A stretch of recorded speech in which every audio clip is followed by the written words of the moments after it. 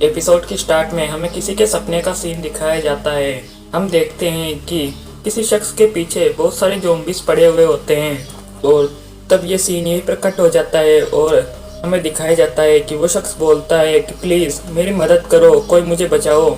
और तब हम देखते हैं कि उसके सामने सफ़ेद सूट पहने हुए कुछ आदमी आते हैं और उसे एक लेबोरेटरी में ले जाया जाता है। तो वो शख्स पूछता है कि आखिर तुम लोग कौन हो और तुम लोग क्या कर रहे हो। और तब वो जोर से चिल्लाने लगता है और तब ये सपना यहीं पर ख़त्म होता है और हम देखते हैं कि ये सपना जिंगवेन देख रहा होता है। तब जिंगवेन बोलता है कि ये तो सिर्फ एक सपना था।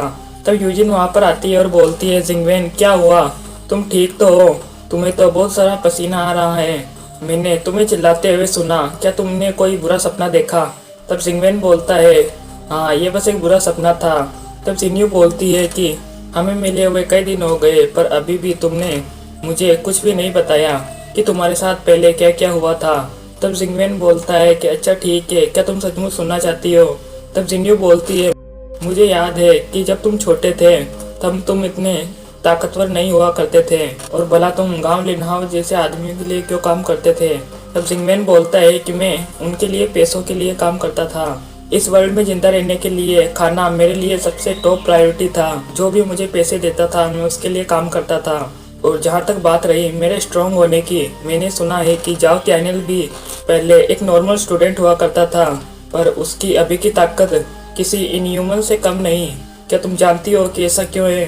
तब जिन्यू बोलती है, नहीं मैं नहीं जानती। अगर सोचा जाए तो ये सब अचानक हुआ। जब उसने लिनमू और लिब्रे को डिफीट किया तो वो एक अलग ही पर्सन लग रहा था। तब जिंगवेन पूछता है कि क्या तुमने उसको पूछा? तब जिन्यू बोलती है नहीं। तब जिंगवेन पूछता है कि क्यों? तब जिन्यू बोलती है क्योंकि लड़कों को पसंद नहीं होता कि लड़कियां उनके बारे में कोई गॉसिप करें। मुझे डर था कि अगर मैं उससे बहुत सारे क्वेश्चन पूछूंगी तो वो मुझे डिसलाइक करने लग जाएगा। तब जिंगवेन बोलता है कि अच्छा तो तुम्हें जाओ त्यानियल के रिजेक्शन की फिक्र है पर अपने भाई की फीलिंग्स की कोई कदर नहीं। ये कहकर तुमने मुझे दुखी कर दिया जिन्यू। तो जिन्यू बोलती है ऐसी कोई बात नहीं है। तब जिंगवेन बोलता है हालांकि उसका और मेरा रीज़न सेम ही है, अपने चाहने वालों को प्रोटेक्ट करना। हालांकि मैं उससे ज़्यादा डेडिकेटेड हूँ। जाओ त्यानियल 2 लड़कियों से प्यार करता है जबकि मैं केवल अपनी एक बहन से। तब जिन्यू बोलती है ऐसा नहीं है, हम इस टाइप के रिलेशनशिप में नहीं हैं। अगर तुम मेरे पहले वाले सवाल का जवाब नहीं देना चाहते तो भूल जाओ, कोई बात नहीं। तब जिंगवेन जिन्यू का हाथ पकड़ते हुए बोलता है कि सिस्टर जब टाइम आएगा तो मैं तुम्हें खुद बता दूंगा, बस इतना याद रखो कि मैं तुमसे बहुत प्यार करता हूँ और कभी तुम्हें किसी भी परेशानी में नहीं पड़ने दूंगा। तब जिन्यू बोलती है अच्छा ठीक है। तब जिंगवेन कहता है मुझे भूख लगी है। तब जिन्यू बोलती है मुझे भी भूख लगी है, क्या तुम कुछ खाना चाहोगे? मैं बना सकती हूँ। तब जिंगवेन बोलता है बट सिस्टर क्या तुमको खाना बनाना आता है? अच्छा होगा कि मैं डब्बे वाला फूड ही खा लूँ। जिस पर जिन्यू वहाँ से चिढ़कर चली जाती है और तब हमें बाजार का सीन दिखाया जाता है। तब जिन्यू बोलती है कि वो जिंगवेन जानता नहीं कि मैं कितना अच्छा खाना बनाती हूँ। तभी जिन्यू को एक विंटेज बैग दिखाई देता है। तब वो बोलती है कि ये तो मेरा फेवरेट ब्रांड का बैग है, इसे एक वेल नोन डिज़ाइनर ने डिज़ाइन किया है, मुझे नहीं लगा था कि ये मुझे इस बेस में मिल जाएगा। तभी वहाँ का दुकानदार बोलता है कि तुम तो वही लड़की हो जो उस दिन किडनैप हो गई थी। भगवान का शुक्र है कि तुम ठीक हो और तुम्हारे दोस्तों ने तुम्हें बचा लिया। जब तुम किडनैप हुई थी तब मैं यहाँ पर अपने सामान बेच रहा था, तब यहाँ पर 2 लोग और आए थे। खुशकिस्मती से अगर वो कपल तुम्हें नहीं देखते तो तुम बहुत बड़ी मुसीबत में पड़ जाती। तब जिन्यू पूछती है कि क्या वो 2 लोग एक हस्बैंड और एक वाइफ थे? तब वो दुकानदार बोलता है कि वो लड़की भी यहाँ पर ये बैग खरीदने के लिए आई थी और जब उस लड़की ने तुम्हें देखा तो वो अपने पति को कुछ कहते हुए यहाँ से ले गई। मुझे लगता है कि वो तुम्हारी किडनैपिंग की रिपोर्ट सिक्योरिटी को देने गई होगी। तुम्हें सही सलामत देखकर अब मैं बहुत खुश हूँ। तब जिन्यू सोचती है कि त्यानियल ने कहा था कि सबसे पहले युवान को पता चला था कि मैं यहाँ से गायब हूँ, पर इस दुकानदार के नज़रिए से तो मुझे सबसे पहले सिस्टर यूजिन ने देखा था, पर उन्होंने किसी को भी इस बारे में बताया क्यों नहीं? अगर उन्हें वुबे और उसके आदमियों का डर था तो भी कोई बात नहीं क्योंकि लिएंग उन लोगों को आसानी से संभाल लेता। और यही सोचते सोचते जिन्यू घर पहुंच जाती है और गेट ओपन करते ही उसे सरप्राइज मिलता है क्योंकि आज जिन्यू का बर्थडे था। तब जिंगवेन बोलता है कि भला मैं अपनी सिस्टर का बर्थडे कैसे भूल सकता हूँ, हालांकि मुझे सरप्राइज देने में थोड़ा टाइम लग गया। तब वो जिन्यू से बोलता है कि तुम्हें मेरी एक्टिंग कैसी लगी। तब जिन्यू बोलती है कि तुम्हें अभी भी दिमाग है। तब डैनियल जिन्यू को हैप्पी बर्थडे विश करता है और एक फूलों का गुलदस्ता देता है, जिस पर जिन्यू डैनियल को थैंक यू बोलती है। तब मिस जेंग बोलती है, जिन्यू यहाँ पर आओ, देखो मैं तुम्हें कुछ दिखाना चाहती हूँ। तब हम एक बहुत ही सुंदर केक को देखते हैं। तब जिन्यू बोलती है, मैंने इतना सुंदर केक पहले कभी नहीं देखा, तुम लोगों को ये कहाँ पर मिला? इसे बनाने में तो बहुत ज़्यादा टाइम लगा होगा। तब मिस जेंग बोलती है कि इसे यूजिन ने अपने हाथों से बनाया है। तब यूजिन बोलती है, क्या तुम्हें पता है कि ये खाना और ये केक ढूंढना बहुत मुश्किल है इस डिस्ट्रिक्ट में तो।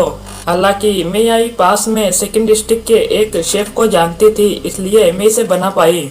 इतना ही नहीं, मैंने ये सारा खाना भी बनाया है ताकि मैं न केवल तुम्हारे बर्थडे के लिए बल्कि कैप्टन डैनियल के फेयरवेल के लिए भी सरप्राइज दे सकूं। तब जिन्यू बोलती है, डैनियल क्या तुम किसी मिशन पर जा रहे हो? तब डैनियल बोलता है कि ल्यूक ने बताया था कि बेस के पास वाले सारे रिसोर्स अब खत्म हो चुके हैं, इसलिए खाना और बाकी के सारी ज़रूरतों की चीज़ों को ढूंढने का एक ही रास्ता है कि हम अपने सर्च के एरिया को एक्सपेंड करें ताकि हमें और सामान मिल सके। ये पहली बार है कि जब ल्यूक और उसकी टीम बेस से थोड़ी दूर सर्च करने वाले हैं, इसलिए इस बार हम भी उनकी मदद करेंगे। तब जिन्यू बोलती है कि पर ये बहुत खतरनाक है। तब डैनियल बोलता है कि पहले मैं और युवान ल्यूक की मदद से ही तुम्हें लिनहाउ के चुंगल से छुड़ाकर ला पाए थे, इसलिए इस बार मुझे भी उसकी मदद करनी पड़ेगी। तब लियंग बोलता है, ब्रदर ली, बहुत समय हो गया मैंने आपका किसी भी मिशन में साथ नहीं दिया, इस बार मुझे अपने साथ ले चलो। तब यूजिन बोलती है, नहीं, अगर तुम गए तो मुझे और सिस्टर विंग्यान को कौन प्रोटेक्ट करेगा? हालांकि कैप्टन मैं कुछ कहना चाहती हूँ, आप हमारे वेयर हाउस की चाबियों के इंचार्ज हो, इसलिए आप यूजुअली उन्हें हमेशा अपने साथ रखते हो। पर हालांकि लियंग एक सब्स्टिट्यूट है और वाइस कैप्टन है, पर उसे हमेशा आपकी चिंता लगी रहती है, इसलिए क्यों ना आप वेयर हाउस की लियंग को दे दो। तब मिस जेंग बोलती है, यूजिन सही कह रही है, अब अगर हमें कोई सामान चाहिए होगा तो हम वेयर हाउस को तोड़ तो नहीं सकते। तब ऑफिसर चेनफेंग कहते हैं कि मैं भी इस बात से सहमत हूँ, लियंग में इन दिनों काफी बदलाव आए हैं, इसलिए मुझे लगता है कि आपको उसे चाबियां दे देनी चाहिए। तब युवान बोलता है कि मुझे भी मंजूर है। तब डैनियल बोलता है, मुझे माफ करना, ये सब मेरी नासमझी है, मैंने इसके बारे में पहले सोचा ही नहीं।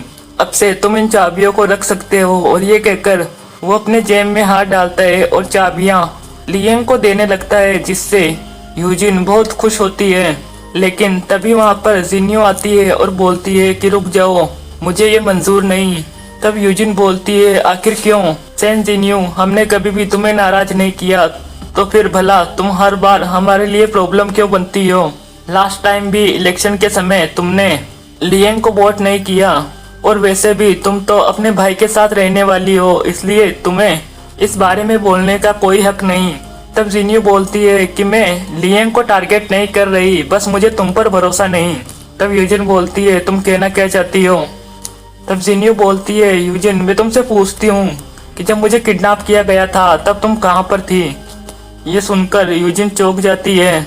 तब जिन्यू पूछती है कि जब मुझे वहां से ले जाया जा रहा था तब मैंने तुम्हें देखा था, तुम वहीं पर खड़ी थी और तुमने भी मुझे देखा था, पर तुमने किसी को इस बारे में नहीं बताया। ये बात सुनकर सभी लोग हैरान होते हैं। तब यूजिन चिल्लाते हुए बोलती है कि तुम्हारे पास इस बात का क्या सबूत है? तुम मुझ पर इतना बड़ा आरोप कैसे लगा सकती हो?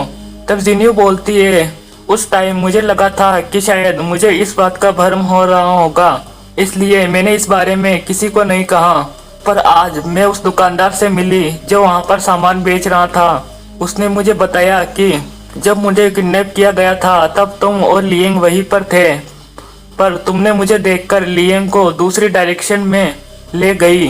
तुमने सही कहा, मुझे कोई अधिकार नहीं है, पर मैं बस इतना जानती हूँ कि ये पर्सन एक अच्छी इंसान नहीं है और लियंग इसका पति है, इसलिए वो हमेशा इसकी बात में हामी भरेगा और इस हिसाब से ये ग्रुप कभी न कभी तो टूट ही जाएगा।